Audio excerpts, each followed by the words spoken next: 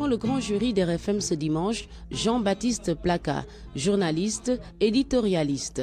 Il est l'invité de Babacar Fall. Plusieurs sujets, le Sénégal et le nouveau régime, le duo Diomaye Sonko, la nouvelle opposition, l'Afrique de l'Ouest, Mali, Niger, Guinée, Burkina ou encore la Côte d'Ivoire, les relations entre l'Afrique et le reste du monde, l'émigration, les défis économiques.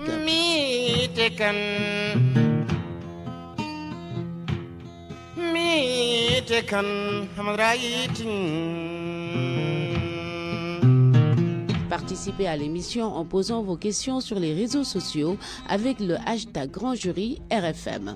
Jean-Baptiste Plaka face à Babacar Fall, le Grand Jury dimanche 11h10 sur RFM. Bonjour à tous, bon dimanche, bienvenue dans ce nouveau numéro du Grand Jury de RFM.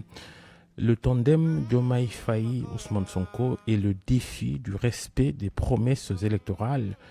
Pour le fameux projet, il faudra encore attendre. Le document cadre du projet, ce sera probablement en 2025. Notre invité ce dimanche est un analyste avisé, près de 50 ans de carrière. Bonjour Jean-Baptiste Plaka. Bonjour Babacar Fall. Journaliste éditorialiste togolais, c'est dans votre pays que vous avez démarré votre carrière, votre parcours. Entre 1978 et 1983, vous avez été le chef du desk étranger de l'agence togolaise de presse. Ensuite, vous êtes devenu grand reporter, puis rédacteur en chef adjoint à Jeune Afrique, avant de devenir directeur de la rédaction de Jeune Afrique Économie. Et depuis 2004, vous êtes chroniqueur sur Radio France Internationale. Votre regard sur le Sénégal, le pays qui est passé d'une extrémité à une autre, de violentes tensions politiques à une alternance apaisée, ce qui est appelé l'exception sénégalaise, exception démocratique, a été sauvé de justesse. La victoire de Bassirou Diomaye Faye à l'élection présidentielle du 24 mars dernier vous a-t-elle surpris ? Surpris, disons, dans son ampleur. Je pense qu'il y avait une part de rejet de la façon dont le régime de Macky Sall s'est terminé.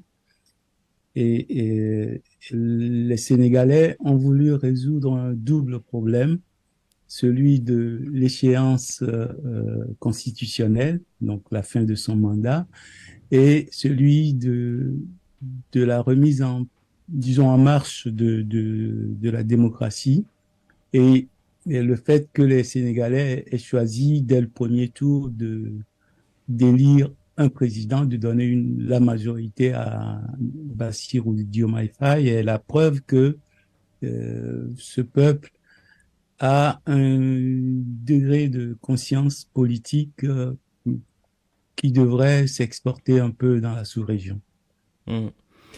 Un président par procuration, quand même. Le mérite revient à Ousmane Sonko. Ouais. Oui, par procuration, mais bon, vous savez, ils ont su s'entendre et je pense qu'il y a eu une part de courage politique de la part d'Ousmane Sonko. D'autres ailleurs se seraient accrochés, auraient tout fait pour être candidats et dès lors que ce ne pouvait pas être eux, ils se seraient pas mal... ils auraient tout perdu. Ouais. Voilà, c'est ça. Ouais. Et la deuxième chose, c'est que il y a eu à un moment donné, à un moment du processus, la possibilité de tout remettre à plat justement pour que éventuellement à la suite des négociations que proposait Macky Sall,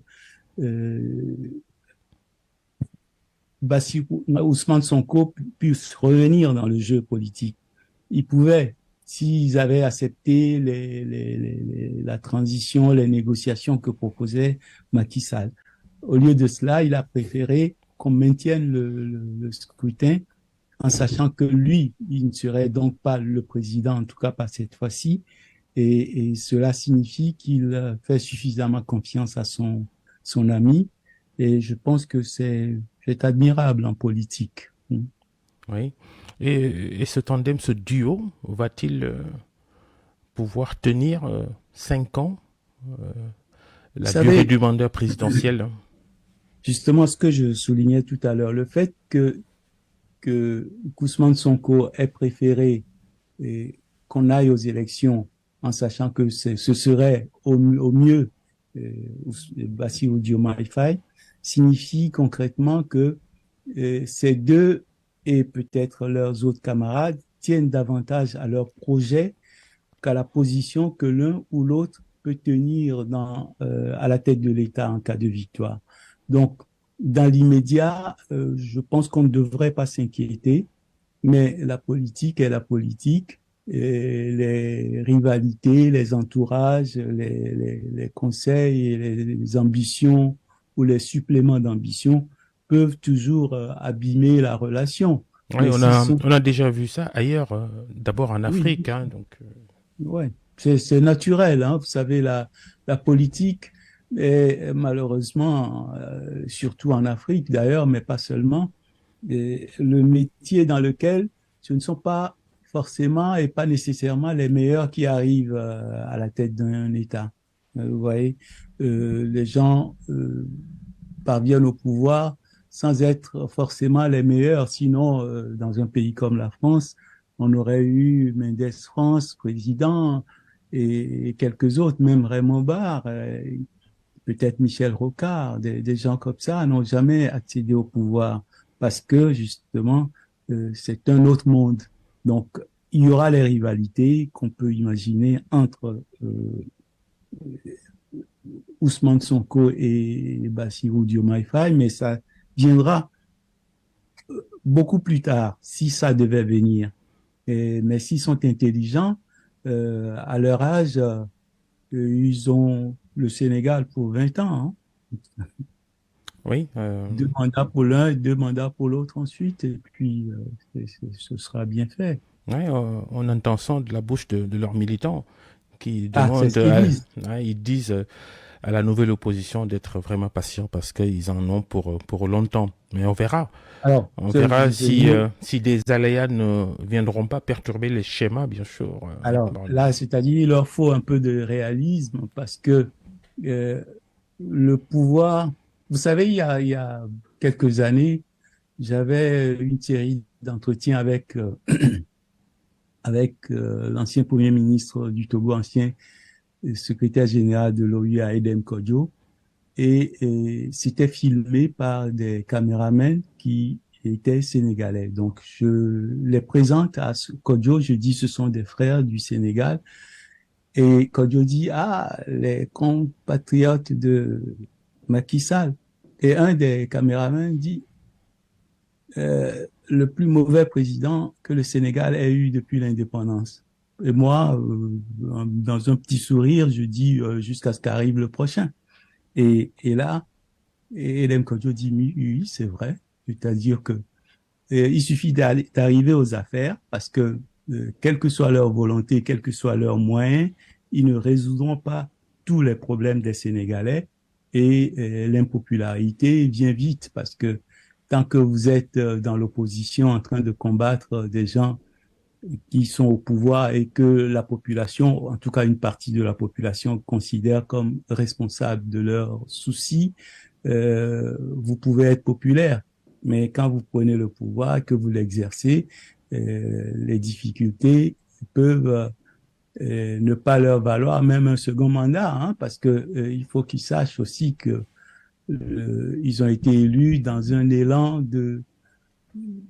un désir profond de changement et d'évolution. Un espoir énorme. Voilà.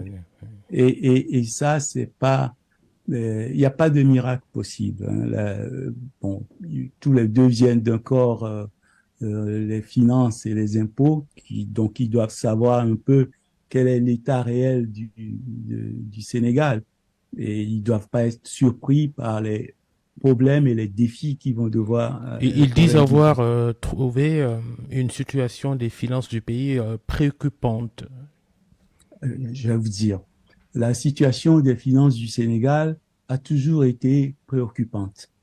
Le Sénégal est un pays respectable, respecté, qui a eu des dirigeants qui étaient suffisamment respectés et influents pour que les institutions diverses auxquelles participe le Sénégal concèdent au Sénégal des facilités qu'elles ne concèdent pas aux autres, à tous les pays.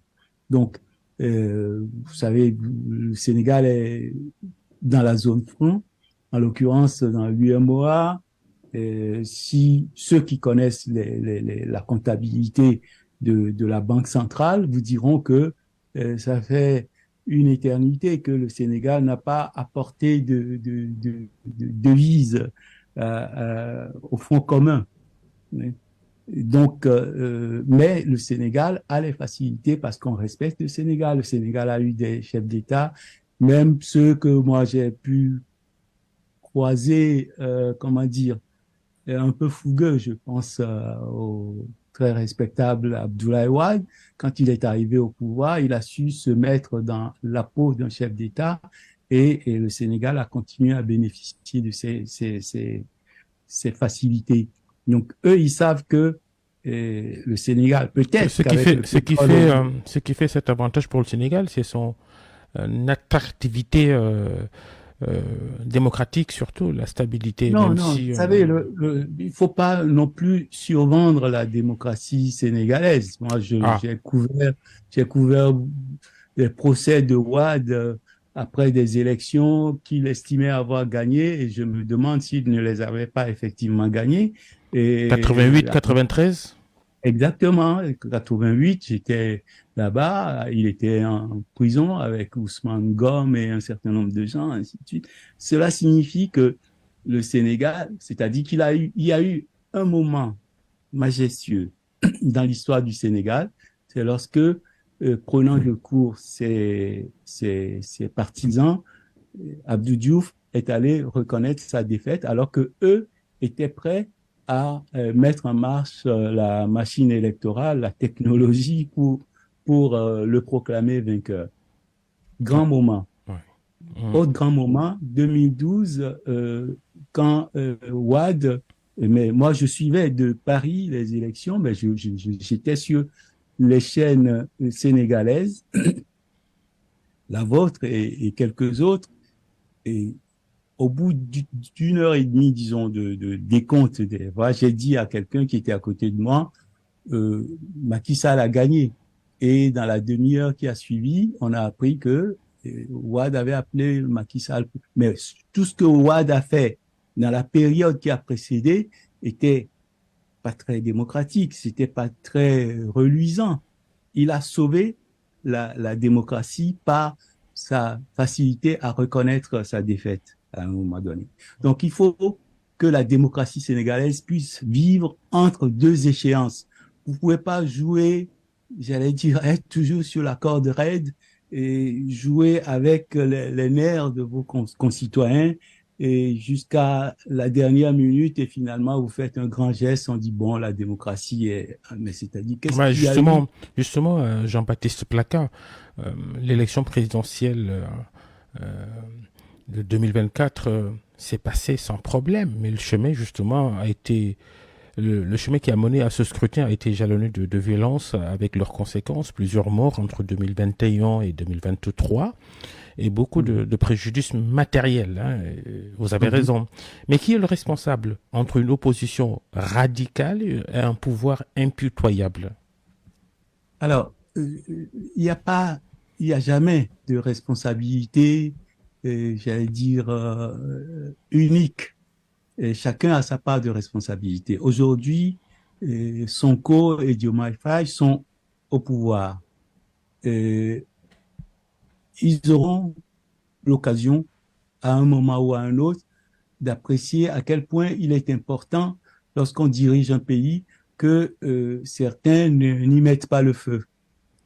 Et y mettre le feu, c'est-à-dire quand on est opposant, c'est ce que faisait Wade aussi, hein, avec Diouf pendant longtemps.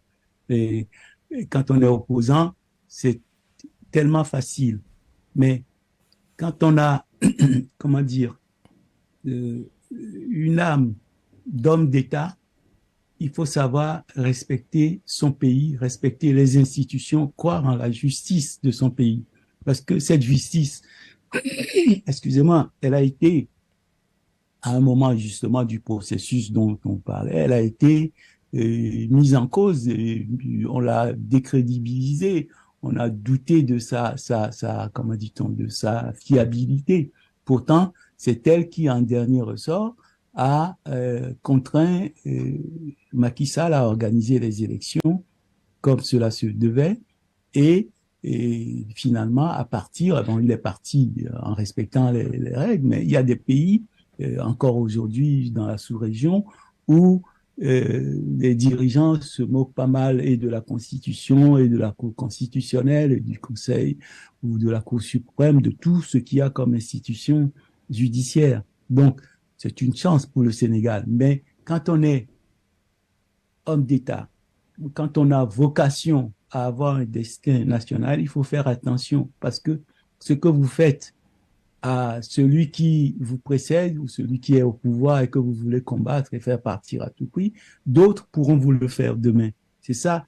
Et c'est-à-dire, c'est en cela que c'est Michel Rocard qui disait à l'époque que un ancien Premier ministre français, mais avant d'être Premier ministre, il dit, ils étaient à l'époque dans l'opposition, il disait que il faut peut-être même beaucoup plus de maîtrise, beaucoup plus de caractère pour être des opposants responsables que pour diriger le pays. Parce que les opposants peuvent à tout moment mettre le feu à un pays. Donc, et ça peut leur arriver, hein, ça peut leur arriver. C'est-à-dire que eux aussi, ils auront leur Ousmane Sonko le moment venu, sauf s'ils rendent les Sénégalais heureux comme je ne sais qui au Sénégal. Oui. Vous le dites, hein, quand on est une opposition comme l'a été PASTEF, une opposition radicale, faut-il s'attendre à ce qu'on vous rende la pièce de la monnaie quand on arrive au pouvoir comme ils le sont aujourd'hui? Alors, vous voyez, le problème de la politique, j'ai parfois tendance à penser, mais qui m'excusent les politiciens, que c'est un sot métier. Parce que ceux qui se comportent d'une façon que ceux qui sont au pouvoir qualifieraient d'opposition radicale, etc., ceux-là pensent qu'ils sont victimes d'injustice. C'est-à-dire chacun croit qu'il est dans son bon droit. À ces moments-là, ceux qui étaient autour de Sonko, Faye et compagnie, devaient se dire, voilà, Macky Sall est un méchant monsieur qui nous veut du mal et qui n'aime pas son pays, ainsi de suite. Mais ceux qui étaient proches et les inconditionnels, sinon les fanatiques, qui pouvaient être autour de Macky Sall, pouvaient penser la même chose. C'est ça, c'est-à-dire que il y a un proverbe dans ma langue maternelle, je suis du Togo, vous l'avez dit, qui dit que quand vous rendez un jugement, que vous tranchez pour le chat, il faut trancher aussi pour la souris. Hein. C'est-à-dire que si le monde était si binaire et qu'il y avait que les mauvais d'un côté et les bons de l'autre, la vie serait bien trop facile. Mais il faut aimer son pays, encore une fois. Et ceux qui aiment, en tout cas, je sais que les Sénégalais, d'une manière générale, aiment leur pays. Et c'est important parce que il y a des moments où il faut avoir le courage, y compris d'accepter un tout petit peu d'injustice pour sauver des vies. Et des vies, on en a perdu. Hein, vous le Oui. dites, le tableau de la démocratie sénégalaise, il est vanté, mais vous relativisez parce que c'est vrai, ici on s'entretue ensuite pour faire la paix. L'attitude de Macky Sall, par exemple, qui se réconcilie avec Ousmane Sonko et qui n'a pas soutenu comme il le fallait son candidat à lui, Amadou Ba, vous l'analysez comment? Vous savez, le problème de Macky Sall était déjà celui d'Abdou Diouf et c'était celui d'Abdoulaye Wade. seul Senghor dans ce pays a pensé assez vite qu'il lui fallait un jour quitter le pouvoir et préparer quelqu'un. Il avait même confié dans une interview que j'ai vue à l'époque, en tout cas dont j'ai vu la vidéo il n'y a pas longtemps d'ailleurs. Il disait qu'il avait testé 2 successeurs possibles. Et c'est le 3e qui a été le bon. Et chaque fois, il voulait partir, mais il y avait la sécheresse, un certain nombre de problèmes. Et il se disait, je vais pas laisser mon pays dans cet état. Mais l'année d'après, sécheresse. Et puis, finalement, il a décidé de partir. Et quand il a décidé de partir, il a prévenu Diouf 1 an à l'avance. Oui. Diouf a été battu, donc il pensait même pas devoir partir. Il a été battu et il est parti. Depuis qu'il est parti, qu'est devenu le Parti socialiste qui a gouverné ce pays pendant 40 ans. Il est réduit à sa plus simple expression aujourd'hui. Vous prenez Wade ensuite. Wade, il devait pas être candidat, il a tout fait pour l'être et il est parti. Et son parti n'est plus que l'ombre de lui-même, avec un dirigeant en exil et qui croit que on peut gouverner un peuple en étant en vacancier. Oui, c'est ça, c'est le mot. C'est-à-dire que Karim Wade. Ouais, Karim Wade, ouais, bien sûr, si vous voulez diriger un pays, vivez avec les gens, souffrez comme eux, vivez dans la même chaleur qu'eux, qui voient que vous êtes des leurs et que vous ne les dirigez pas depuis je sais pas combien de milliers de kilomètres. Donc, et Macky Sall a eu le même problème. Macky Sall a peut-être, je vous jure que moi j'avais dit notamment à une amie qui est une ancienne ministre de Guinée, que Macky Sall ne serait pas candidat. Elle m'a dit non, tout ce qu'il fait là monte. Je dis, il ne le sera pas. Je sentais quand même un minimum de, comment dit-on, de sérieux chez le personnage. Et quand il a annoncé qu'il n'était pas candidat, elle m'a dit, mais je t'avais proposé qu'on parie, tu n'as pas accepté, tu aurais gagné peut-être une villa à Conakry. Je lui dis, j'ai pas une âme de joueur et je peux pas parier sur la bonne foi d'un homme que je ne connais pas plus que cela. Mais Macky Sall a décidé de partir, mais il ne savait pas par qui se faire remplacer. Parce que si j'ai bien compris, Amadou Ba n'était même pas un des ténors de son parti. Il n'était peut-être même pas dans son parti, à ce que j'avais compris à un moment donné. C'est il est venu plus tard. Voilà, un homme de qualité peut-être, mais un technocrate qui n'est pas politique. Et durant la campagne, je crois avoir entendu, je ne sais plus si c'est Sonko ou Diomaye Faye ou un autre, dire que eux, ils connaissent. Ils ont dit. Ils l'ont dit tous les deux. Voilà. Ils le connaissent et ils l'ont jamais entendu parler du prix du riz, etc. Moi, je me souviens que à l'époque, Wade, pour mettre Diouf dans l'embarras, disait le kilo de riz à 100 francs, quelque chose comme ça, ce qui était économiquement impossible. Ouais. Voilà. Mais il le disait parce que c'était aussi un sacré démagogue. Oui. Vous parlez Oui, allez-y. Non, s'il vous plaît. Oui. Vous évoquez le PS et le PDS quand ils ont perdu le pouvoir. Voilà. Et maintenant, Macky Sall est la PR. Oui, mais c'est-à-dire que le problème, c'est que est-ce que vous êtes capable de me dire à l'heure qu'il est qui est le leader de ce parti? Il dit qu'il reste président du parti, Macky Sall. Oui, mais c'est-à-dire qu'à un moment donné, il va devoir s'en éloigner parce que tout ce qu'on a pu lui prêter à une époque, c'était l'intention plus ou moins vérifiable ou plutôt pas vérifiée de éventuellement placer son frère, quelque chose de ce genre. Et c'est toujours la même histoire. C'est toujours la même histoire. C'est-à-dire qu'il un parti qui survit au temps, c'est un parti qui, le premier jour du mandat de son leader, pense déjà à celui qui lui succédera. Ça a été Et l'erreur on de le Macky prépare. Sall d'avoir pas préparé un Et de dauphin. Abdoulaye Wade et de Diouf. Oui. Et de Diouf. Ça a été l'erreur de Macky Sall d'avoir pas préparé à temps un dauphin.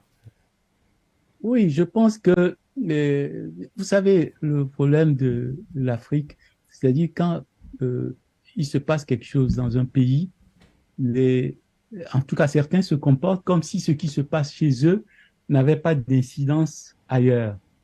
Mais tout ce qui se passe au Sénégal a une incidence dans une multitude de pays et vice-versa. Ça veut dire que quand euh, José Eduardo dos Santos en Angola choisit un dauphin à qui il cède le pouvoir et que ce dauphin ensuite lui mène la vie dure, Il se met ses retourne enfants en contre sa prison, famille. etc., etc. Alors, ceux qui sont aux affaires, ils sont perplexes. Ils se disent, mais à qui je vais faire confiance? À qui je vais faire confiance? Vous avez suivi ce qui s'est passé en Côte d'Ivoire et je pense que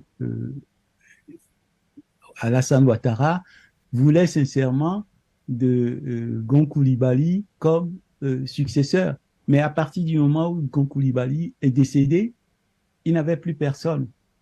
Parce qu'ils sont toujours, c'est-à-dire, vous savez, les gens arrivent au pouvoir et il y a une cour, comment dire, de gens, de laudateurs obséquieux qui tournent autour d'eux, qui les flattent et qui finissent par, même les plus valables, finissent par faire comme s'ils avaient affaire à un génie et celui qui est au pouvoir lui-même, s'il n'a pas un minimum de modestie, va croire que du jour au lendemain, son intelligence, son quotient intellectuel a décuplé parce qu'il est au pouvoir.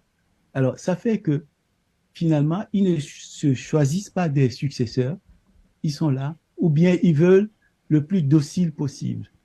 Et comment il s'appelle? Ahidjo pensait que Paul Biya était quelqu'un sans personnalité, qu'il pouvait écraser, ainsi de suite. Mais il a suffi de quelques mois pour que leur relation se dégrade. Razouani et son Razouani prédécesseur mauritanien, absolument, Aziz. Aziz. Mais il y a tellement d'exemples comme ça. Ouais. Et je vais vous dire, vous le savez peut-être probablement et mieux que moi, même si ce sont quelques anciens Sénégalais à l'époque qui m'avaient raconté ça, c'est que peu de temps après le départ du pouvoir de Senghor, parce qu'il revenait souvent à Dakar et qu'il avait droit à quelques bains de foule et tout, il y a des gens qui sont allés le voir discrètement, des notables, pour lui dire, vraiment, président, si tu veux que ton successeur asseye son autorité, il faut cesser de venir de manière intempestive. Et Senghor aurait cessé de venir au Sénégal jusqu'à la mort accidentelle de son fils. Mais pendant la période qui a précédé, il n'allait plus au Sénégal parce que il fallait laisser son successeur respirer, entre guillemets. Et c'est difficile. Ce qui se passe au Niger, le président renversé estime que c'est son prédécesseur qui l'a renversé, qui a organisé le coup d'État contre lui. C'est-à-dire que, vous voyez, il y a un problème fondamental sur ce continent, c'est que quelqu'un qui a été pendant 20 ans opposant, qui a eu peut-être une carrière de fonctionnaire ou d'ingénieur ici ou là pendant 10 ans et qui passe 5 ans, 10 ans au pouvoir, pense qu'il ne peut plus rien faire d'autre que d'être président. La démocratie, c'est aussi la capacité à accepter de partir et de faire autre chose. Est-ce que vous croyez en un retour dans le jeu politique de Macky Sall en 2029, la prochaine élection présidentielle sénégalaise? Non, je ne sais pas ce que dit la Constitution sénégalaise, si elle autorise ou pas. Oui, bon, Je c'est ne pense possible. pas. Ce que la Constitution interdit, c'est de faire plus de 2 mandats consécutifs. D'accord. Mais je pense qu'il est suffisamment solide pour comprendre que euh, les Sénégalais, sauf si ses successeurs, son successeur se met à commettre des erreurs monumentales, les Sénégalais aujourd'hui ne sont certainement pas en attente de son retour. Et c'est la gestion de son successeur qui fera que les gens peuvent éventuellement le désirer. Mais honnêtement, je pense qu'il peut faire de bien plus belles choses de sa vie que de chercher à revenir au pouvoir. On n'est pas obligé d'être président. Vous allez dans un pays comme la Suisse, vous prenez 10 personnes dans la rue, vous leur demandez quel est le nom du président de la République. Il y a peut-être 7 qui ne sauront pas vous le dire.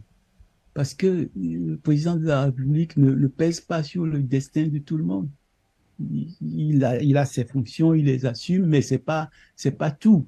On Et peut être très utile. est-ce que le PASTEF au pouvoir aujourd'hui a l'obligation de changer justement ce système-là, l'hyperprésidentialisme, le président de la République du Sénégal, qui qu'il soit, il est puissant, presque droit de vie et de mort sur tout le monde.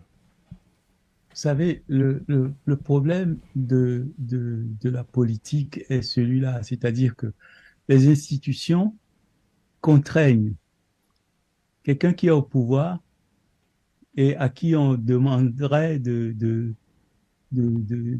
nettoyer la Constitution, il commencerait par supprimer tout ce qui le gêne. Il y a des choses qu'un chef d'État ne peut pas faire. Et tant qu'on n'est pas au pouvoir, on peut critiquer ceux qui y sont d'en abuser, etc.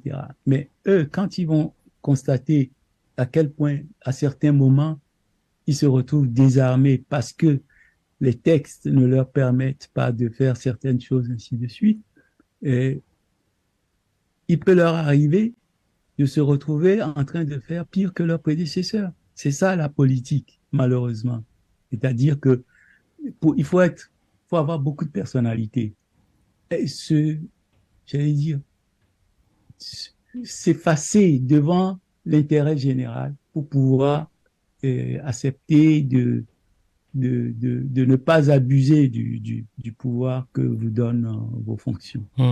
Et maintenant, l'avenir d'Amadouba, le candidat de Benno à cette élection présidentielle, qui a quand même obtenu 35% des suffrages à la présidentielle, son avenir, tenter de prendre en possession l'APR ou je ne sais pas se frayer son propre chemin. Mais...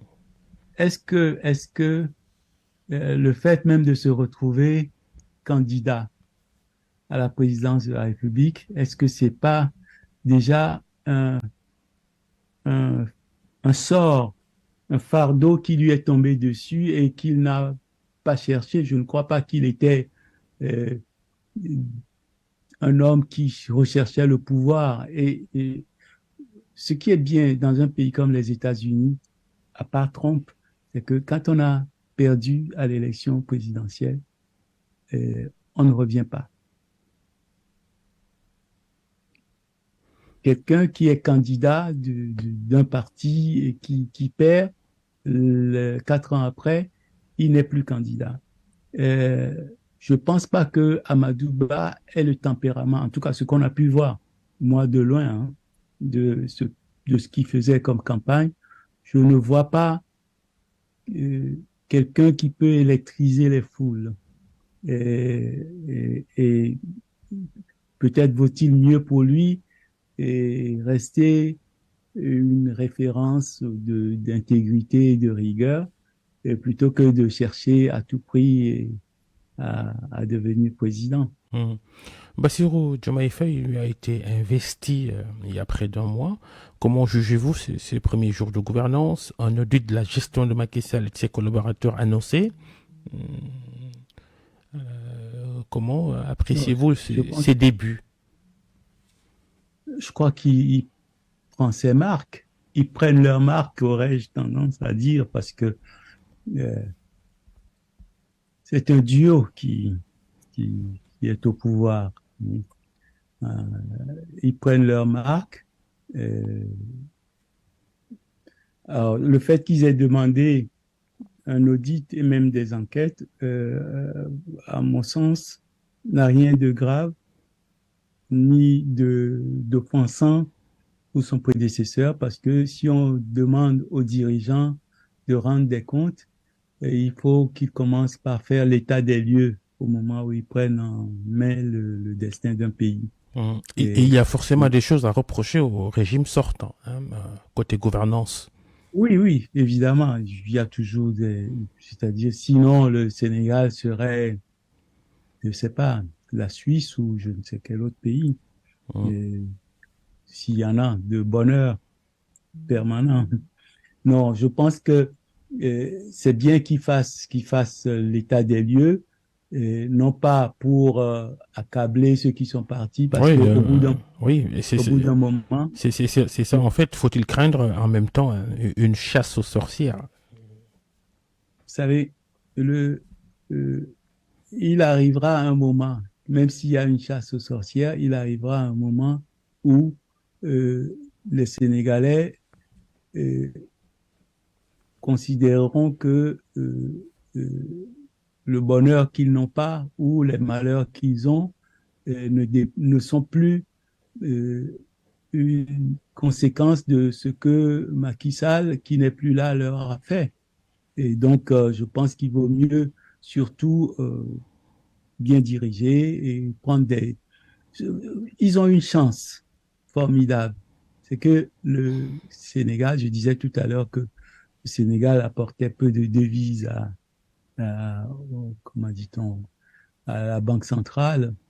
Euh, Ils ont une chance, c'est que le Sénégal est désormais ou bientôt producteur de pétrole, de gaz, et ils vont avoir des ressources. Mais c'est aussi là que commencent les pyramides de corruption et de despotisme. Quand le pétrole vient abondamment, quand l'argent du pétrole vient, euh, bon, même si eux-mêmes, personnellement, sont honnêtes, il y aura toujours quelques margoulins dans leur entourage pour les pousser à, à,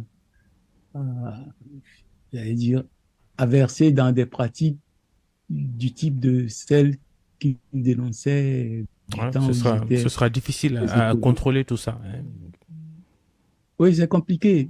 Si les Sénégalais vivent mieux, tout ira bien. Vous savez, on demande à aucun chef d'État d'être parfait, mais s'il fait, s'il pose des actes qui vont dans le sens de l'intérêt général et que les gens sentent que quelque chose change en bien dans leur vie quotidienne, euh, ils auraient plus d'indulgence par rapport aux petites erreurs, aux fautes éventuelles que peut commettre ce régime. Hmm. Les, les, Ce régime. ouais, les premières. Non, non, j'allais m'excuser de parler de régime Ouais. parce que il vaut mieux s'habituer à parler d'État que de régime parce que Et un État, malheureusement, les médias, pour ce qui est de l'Afrique, c'est toujours régime et pouvoir. Ailleurs, c'est. un régime se prend fin dans la rupture alors qu'un État a un minimum de Tout continuité. à fait. Et les premières nominations de Diomaye Faye, les premières nominations à des postes clés qui sont tombées cette semaine, on peut Oui, citer l'exemple de la direction de la gendarmerie nationale, avec le oui. limogeage du général Moussa Fall remplacé par son adjoint Martin Faye.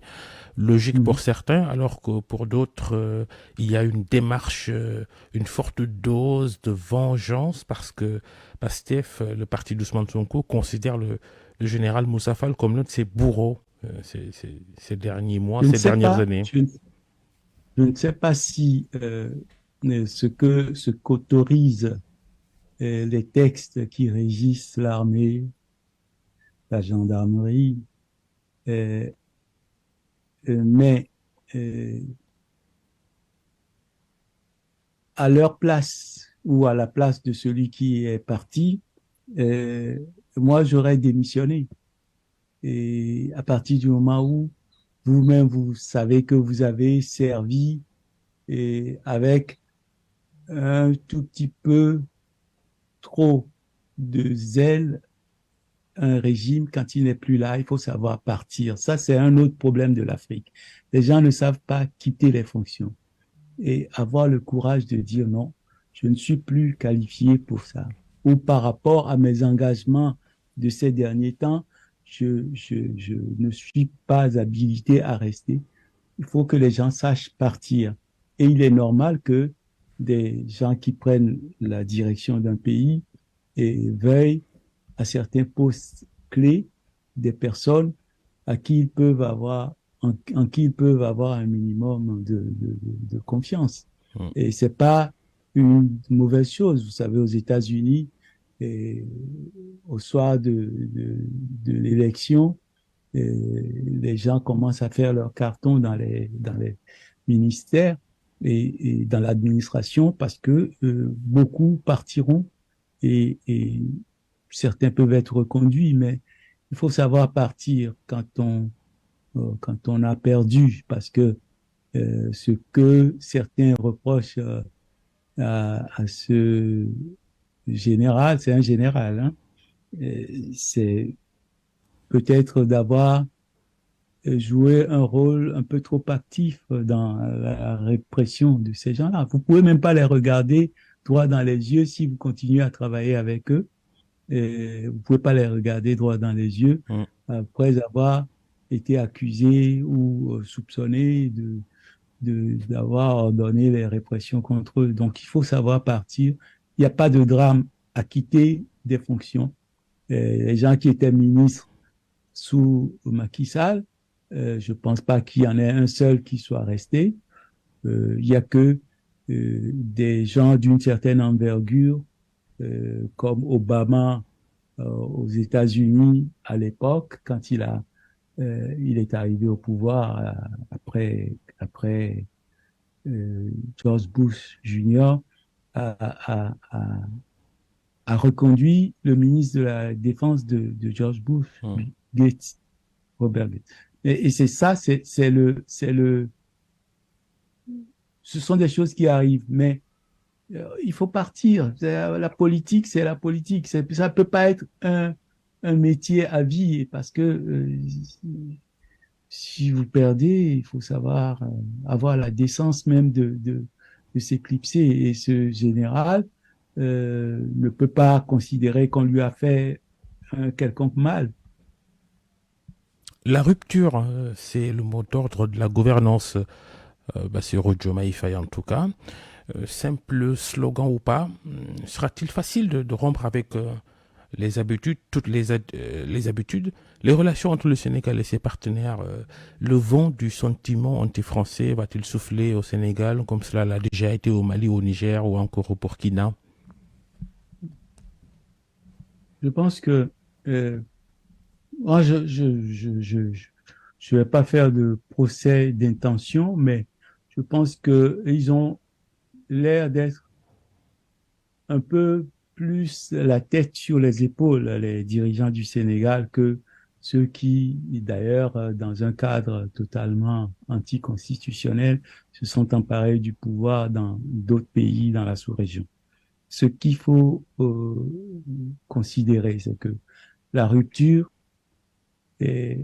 c'est un slogan. Et quand on est aux affaires, il y a des ruptures qui sont possibles, d'autres qui le sont un peu moins, et d'autres qu'on a pu envisager et auxquelles on renonce quand on prend conscience d'un certain nombre de détails dans les réalités.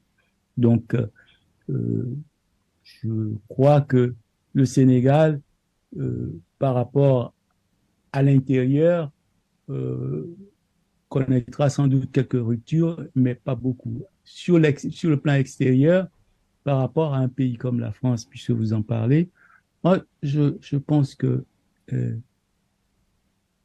le Sénégal apporte autant à la France que la France apporte au Sénégal. Ceux qui prennent le pouvoir dans certains pays et qui disent, voilà, on va rompre avec Washington, Paris, Bruxelles pour être avec le Kremlin et autres, je pense que c'est pas d'une très grande intelligence, excusez-moi de parler comme ça, c'est pas d'une très grande intelligence parce que le monde change et aujourd'hui, les, les États africains ont un peu plus de poids vis-à-vis de leurs partenaires occidentaux qu'ils n'en avaient par le passé et qui peuvent donc mettre, j'allais dire, avoir des amis de tous côtés et profiter. C'est pourquoi est-ce que l'amitié avec certains doit être exclusive de celle qu'on peut avoir avec d'autres personnes. On peut garder des amis comme les Américains ont des relations avec les Chinois et d'autres, en dépit de tout ce qui se jette à la figure en discours enflammé. Parce que les grandes Donc, puissances, entre elles-mêmes, ont des relations d'intérêt, de partenariat, de coopération. voilà, absolument. Donc, je pense que nos États, c'est-à-dire que la Russie, elle a régné, entre guillemets, sur certains pays africains. L'Éthiopie de Mengistu à l'époque, la Guinée de Sékou Touré, etc. Mais ces pays-là ne sont pas ceux qui ont le plus progressé dans le monde. Et je parlais d'Obama tout à l'heure, un jour de colère. Obama, qui est un garçon pourtant calme, disait à propos de la Russie, voilà un pays qui ne fabrique rien que la jeunesse du monde a envie d'avoir, à part les Kalachnikov. On voit pas, c'est-à-dire ils fabriquent pas des baskets que les jeunes gens de partout veulent avoir, ou des lunettes, ou je sais pas quoi. Ce n'est pas faux. Mais alors, une jonction idéologique, Diomaye Goïta, Tchani Traoré, sur le plan idéologique, donc, est-ce que cette jonction-là, ce serait intelligent de la part des nouveaux pouvoirs publics sénégalais? Je pense que le Sénégal a, j'allais dire, un rôle, avec tout le respect qu'on doit aux Maliens, aux Nigériens, aux Burkinabés. Le Sénégal a un rôle sur l'échiquier diplomatique international, africain et diplomatique international, et qui dépasse les petites querelles de chapelle idéologiques. Hein. Je pense que le Sénégal, eux-mêmes, sont assez responsables, j'espère, pour ne pas attirer leur pays. De toute façon, je ne pense pas que le peuple sénégalais soit dans l'état d'esprit d'aller se mettre sous la coupe de gens qui vous envoient des mercenaires, etc. C'est pas, non, je pense pas. Mais encore une fois, ils ont un État à diriger. Ils connaissent les réalités. Maintenant, c'est-à-dire que je me souviens, c'est comment il s'appelle, Idrissa Seck qui disait à la passation de pouvoir entre Diouf et Wade, lui, il était avec comment il s'appelait le directeur de cabinet de Diouf. Ousmane Tanor Dieng. Tanor Dieng. Tanor Dieng, lui faisait la passation avec Tanor Dieng pendant que Wade la faisait avec Diouf. Et quand Wade le retrouve, il dit ce que Tanor Dieng lui a transmis. Et Wade ne fait que lui parler du chéquier, du compte, des comptes d'argent. Voilà, de l'argent, ainsi de suite. Mais quand vous prenez un pays, on vous donne les chéquiers, on vous donne la signature, et vous voyez aussi les échéances, ce que vous devez payer à gauche, à droite. Vous savez, et ça vous incite à un certain réalisme. C'est-à-dire, le temps des slogans enflammés est terminé. Maintenant, ils ont un pays à diriger et ils ont le devoir et intérêt à le diriger au mieux et surtout que les Sénégalais ne sont pas comme certains peuples de la sous-région qui sont capables d'avaler bien des couleuvres pendant des années avant de se rebeller. Merci Jean-Baptiste Plaka d'être passé devant le grand jury de RFM, journaliste, éditorialiste togolais, ancien justement de l'agence togolaise de presse et de Jeune Afrique, chroniqueur sur Radio France Internationale.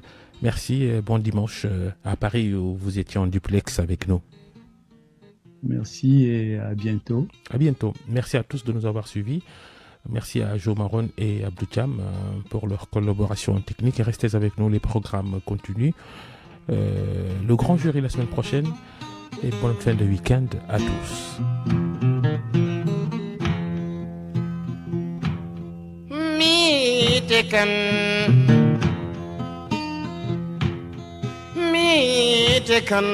RFM midi.